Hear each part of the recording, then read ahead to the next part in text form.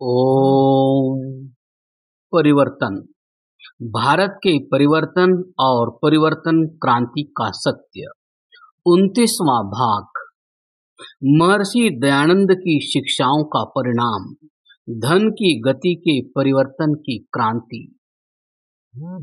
महर्षि दयानंद जी के आने से पूर्व हिंदू समाज के लोगों का दान के रूप में, धर्म कार्य के रूप में निकला हुआ धन या तो मंदिर बनाने में, मूर्ति बनाने में खर्च हो जाता था, या बड़े बड़े मठों के महंतों की सेवा में, मंदिर के चढ़ावे में खर्च होता था।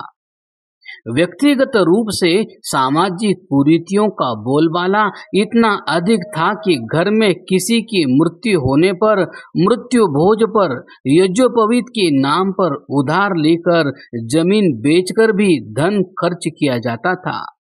बच्चे के जन्म पर जन्मपत्री के योग ठीक करवाने के नाम पर किए जाने वाले पूजा पाठ, तंत्र मंत्र आदि तांत्रिक क्रियाओं पर खर्च होता था।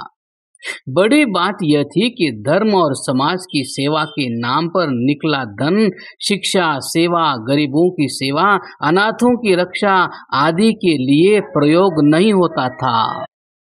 कुछ बड़े धनवान सेठ पाठशाला आदि में पढ़ने वाले ब्राह्मण विद्यार्थियों के भोजन और छात्रवृत्तियों आदि का काम अवश्य करवाते थे। कुछ अमीर व्यक्तियों का धन कभी कभी धर्मशाला आदि बनवाने पर भी खर्च होता था। पहले गुरुकुल खुलवाना, गुरुकुल चलवाना, बावड़ी बनवाने आदि का कार्य राजाओं के द्वारा होता था। अब राजा रहे नहीं और कल्याणकारी शासन था नहीं। मंदिरों के संरक्षक मात्र अपने लिए ही कार्य करते रहे। विदेशी सरकार का ध्यान भला हमारी उन्नति के लिए क्यों जाता। कुल मिलाकर समाज के उत्थान के सब कार्य लगभग समाप्त हो चुके थे। इन्हीं कारणों से समाज अज्ञानी, अशिक्षित हो चला था। पर महर्षि दयानंद के जीवन काल से ही इस विषय पर क्रांति की शुरुआत हो चुकी थी। महर्षि दयानंद को भी महाराणा मठ, महल, मंदिर आदि देना चाहते थे ताकि उनकी आमदनी का स्रोत बन जाए, किंतु दयानंद उस धन संपत्ति का उपयोग केवल और केवल समाज की उन्नति, शिक्षा और मानव सेवा पर ही करना चाहते थे। आपको इस बात को जानकर बहुत हैरानी होगी कि इतनी बड़ी परिवर्तन क्रांति के सूत्रधार महर्षि दयानंद अपने निवास का कोई ठिकाना तक नहीं था, पता ही नहीं था। अपने लिए अपना स्थान उन्होंने लेना नहीं चाहा, बनवाना नहीं चाहा, सोचा भी नहीं, किया भी नहीं, मांगा भी नहीं, दिया तो भी लिया नहीं। आप दयानंद की पूरी जीवनी पढ़ते चले जाइए, आप ये पता नहीं लगा सकेंगे कि आखिर दयानंद का निवास कहाँ है। ऐसा नहीं था कि वे अक्षम थे। प्रेस खोली, संस्कृत पाठशाला बनाई, आर्य समाज मंदिर भी बने, पर ऋषि दयानंद का घर नहीं बना, स्थान नहीं बना, आश्रम नहीं बना। वे चाहते तो महल के महल उनके लिए निश्चित किए जा सकते थे, पर तब दयानंद कैसे बनते। दयानंद ने अपने को मिले प्रत्येक पैसे को वेद के प्रकाशन में, वेद विद्या के प्रचार में, गुरुकुल और संस्कृत पाठशालाओं के निर्माण में ही लगाया, और वो ही हम आगे लेकर चल पड़े। महर्षि ने अपने जीवन की सुख सुविधा पर एक भी रुपया लगाने के वर्णन की शायद ही इतिहास में कोई पंक्ति लिखी हो। महर्षि दयानंद की सोच और आर्य समाज के कार्यों ने हिंदू समाज के धन के प्रवाह की धारा ही मोड़कर रख दी। उन्होंने कहा, लोगों को विवाहादि उत्सव में धनादि का अपव्यय नहीं करना चाहिए। अपने निजी सचिव पंडित भीमसेन को भी बाजार से रसद खरीदने में सावधानी बरतने का निर्देश दिया करते थे। महर्षि ने राजा का सबसे बड़ा गुण धन के कोषों को पूर्ण करने वाला बताया है। उन्होंने कहा, राजा को राज्य का कोष भरा रखने के लिए उत्तम ढंग से करारीपन करना चाहिए। अपने और अपने परिवार के भरण पोषण के लिए धन में आवश्यक भाग लेकर संपूर्ण धन को प्रजा की भलाई में लगाना चाहिए। महर्षि दयानंद ने पहली गौशाला रेवाड़ी में बनवाई, पहली पाठशाला काशी में खुलवाई, पहला अनाथालय फिरोजपुर में बनवाया, आर्य समाज का पहला महिला छात्रावास जालंधर में, पहला गुरुकुल दरियागंज अब देहरादून में खुलवाया। लोगों ने धन भी दिया, संपत्ति भी दी, जीवन भी दिया। महर्षि दयानंद के आह्वान से पहले शिक्षा केंद्र खोलना बहुधा सरकार की ही जिम्मेदारी मानी जाती थी या फिर इसे ईसाई मिशनरीज का काम ही माना जाता था। पर आर्य समाज ने दिशा बदली, आर्य समाज ने विद्यालय खोले, विरोध होना ही था। पहले तो आर्य समाज का विद्यालयों को खोलने का बहुत विरोध हुआ, कन्या विद्यालयों को खोलने का तो बहुत अधिक विरोध हुआ। धीरे धीरे समाज के लोगों को धन के सही उपयोग का मार्ग पता लगना शुरू हो गया। महर्षि दयानंद जी के क्रांतिकारी विचारों का प्रभाव इतना अधिक हो गया कि अन्य मतावलंबियों ने भी धर्म के नाम पर आए पैसे को शिक्षा और स्वास्थ्य के लिए खर्च करना शुरू किया। जैनी भी पहले मंदिर ही बनवाया करते थे, उनका भी धर्म के नाम का पैसा केवल मंदिर बनाने और बड़ी बड़ी महंगी मूर्तियां बनाने पर ही खर्च होता था। उन्होंने भी गुरुकुल खोलने की शुरुआत की। सनातन धर्म के अनुयायी भी पहले केवल ऊंचे ऊंचे मंदिर और महंगी मूर्तियों में ही पैसा लगाना धर्म समझते थे। उन्होंने उस धन से सनातन धर्म महाविद्यालय खोलने शुरू कर दिए। 1916 में पहला सनातन धर्म कॉलेज खोला गया। बड़ी क्रांति तब हुई जब सनातन धर्म कन्या महाविद्यालय खुलने आरंभ हुए। मंदिरों के पैसे का सेवा कार्यों पर खर्च शुरू हुआ। आर्य समाज ने गौशालाओं को खोलना धर्म का कार्य माना तो अन्य मतावलंबी भी गौशालाओं की स्थापना करने लगे। सिख समाज का पैसा भी गुरुद्वारों में ही लगा करता था। कालांतर में उन्होंने भी खालसा कॉलेज खोलने शुरू किए। पहला खालसा कॉलेज 1892 में अमृतसर में खोला गया। उनके कॉलेज बनाने के लिए पूरी अंग्रेज सरकार सहयोगी बन गई। इस प्रकार आहिस्ता आहिस्ता गुरुद्वारों ने पहले स्कूल, कॉलेज और हॉस्पिटल, बाद में पिंगलवाड़े, अनाथ और बेसहारा के लिए घर खुलने शुरू किए। 1937 में सिखों का पहला पिंगलवाड़ा खुला।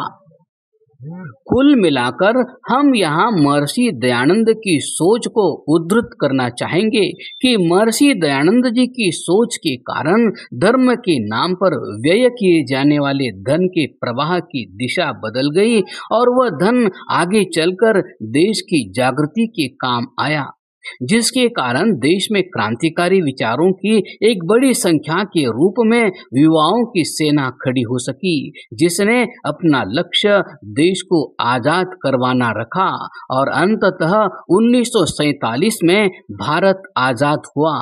यही थी परिवर्तन की क्रांति और इसके सूत्रधार थे महर्षि दयानंद सरस्वती। महर्षि दयानंद सरस्वती जी ने समाज उत्थान के क्षेत्र में आगमन के पश्चात हिंदू समाज जागृत हुआ और उसका धन समाज के उत्थान, विशेषकर शिक्षा, स्वास्थ्य, अनाथ रक्षा, स्त्री रक्षा, स्त्री उत्थान, पुस्तक प्रकाशन तथा ऐसे ही अन्य हजारों उपयोगी कार्यों पर होना आरंभ हो गया। अगर बारीकी से इसका विशेष विश्लेषण किया जाए तो हैरान कर देने वाली जानकारियां सामने आएंगी। पहली, आर्य समाज मंदिर मुंबई में बना, सरकार से कोई अनुदान नहीं मिला। मुस्लिम, ईसाई और हमारे स्वयं के भाई घोर विरोधी थे, तो धन कहां से आया? लोगों का जो पैसा व्यर्थ के कार्य में व्यय हो रहा था, उसको सार्थक दिशा मिली। डीएवी कॉलेज लाहौर में बना, एक एक पैसा मांगा गया। ऐसा शानदार भवन बना कि इतिहास में अमर रहेगा। गुरुकुल कांगड़ी, गुरुकुल कुरुक्षेत्र, गुरुकुल वृंदावन, गुरुकुल ज्वालापुर जैसी विश्वविख्यात संस्थाएं बनी। जमीन खरीदी गई, दान में भी मिली, एक एक ईंट दान में मिली। लोगों ने अपने जेवर देकर भी इन पुण्य कार्यों को आगे बढ़ाया। कन्याओं के गुरुकुल खुले, खोलने का ही विरोध था तो भला पैसा कौन देता। छात्रावास बनाए गए, नए नए स्कूलों को खोलने का जैसे आंदोलन चला।